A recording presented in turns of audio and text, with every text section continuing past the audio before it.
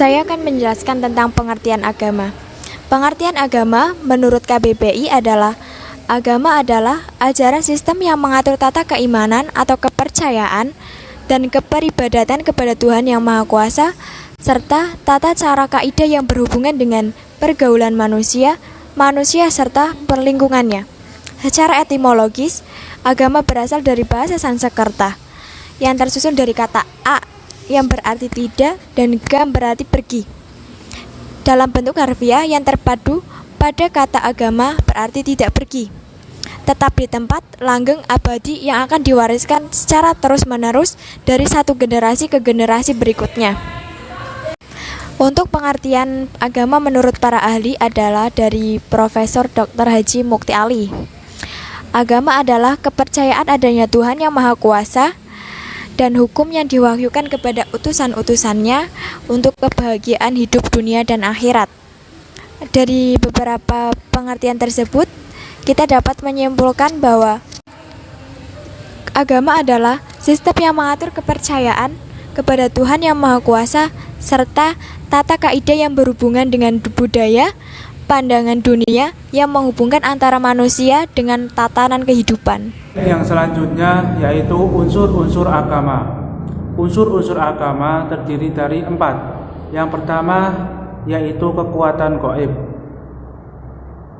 Maksud dari kekuatan gaib ini yaitu Tuhan. Manusia merupakan makhluk yang lemah, tidak bisa melakukan suatu apapun tanpa bantuan atau kekuasaan dari kekuatan gaib sendiri. Dari sinilah manusia harus menjalin hubungan baik dengan kekuatan gaib. Hubungan tersebut dapat dijalin melalui dengan menjalankan perintahnya dan meninggalkan larangannya.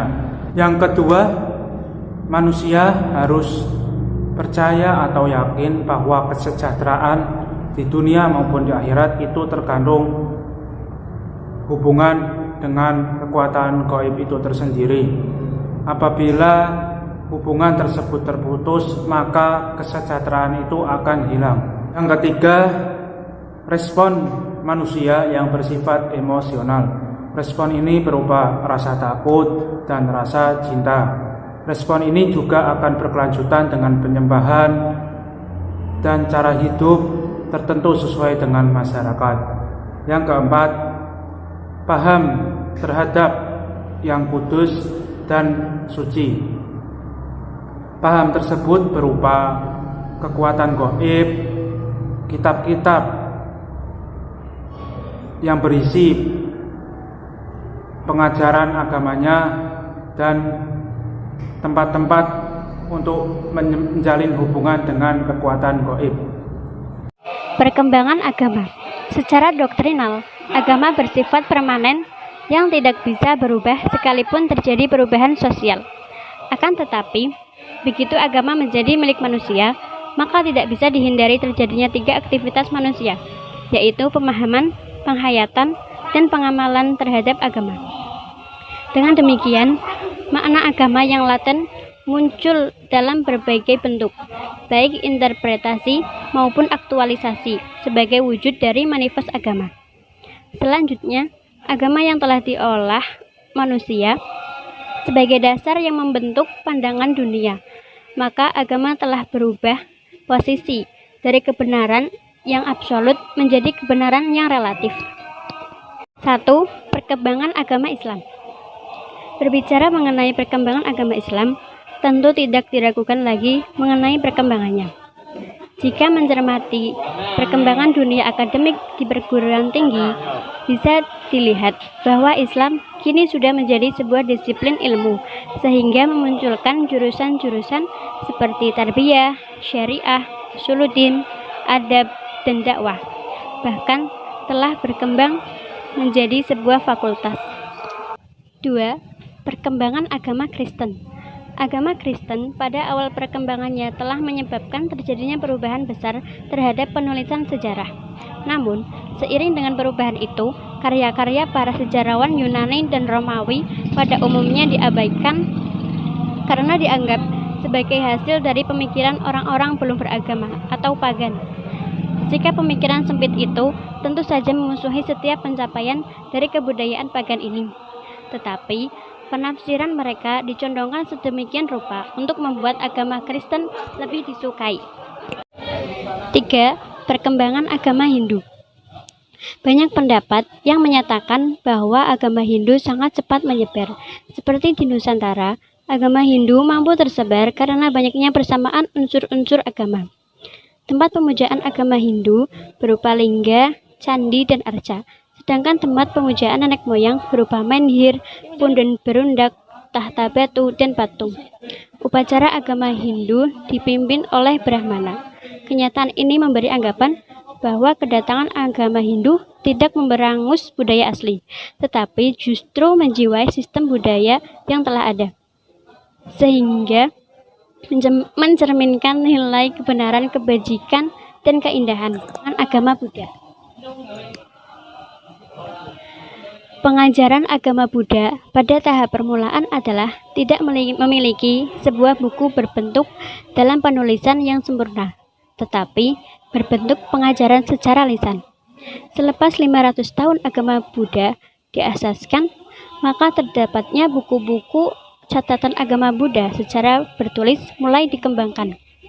Dalam agama Buddha terdapat 3 aliran utama, yaitu Mahayana, Theravada atau Hinayana, dan Vajrayana. Perkembangan ketiga aliran ini adalah berbeda. Pada tahap pertama adalah agama Buddha aliran Hinayana atau Theravada. Tahap kedua berkembang kepada aliran Mahayana, dan tahap terakhir adalah aliran Vajrayana. Berbagai pendekatan dalam studi agama. Yang pertama, pendekatan normatif. Kata normatif berasal dari bahasa Inggris norm, yang berarti norma, ajaran, acuan, ketentuan tentang masalah yang baik dan buruk, yang boleh dilakukan dan yang tidak boleh dilakukan. Adapun studi Islam dengan pendekatan normatif adalah suatu pendekatan yang memandang agama dari segi ajarannya yang pokok dan asli dari Tuhan, yang di dalamnya belum terdapat penalaran pemikiran manusia. Yang kedua, pendekatan antropologis. Dalam agama terkandung nilai-nilai universal dan absolut yang merupakan solusi tepat dalam memberikan jawaban terhadap seluruh persoalan kehidupan yang serba kompleks, yaitu yang menyangkut tata sosial, ekonomi, budaya, politik, dan sebagainya. Yang ketiga, pendekatan historis.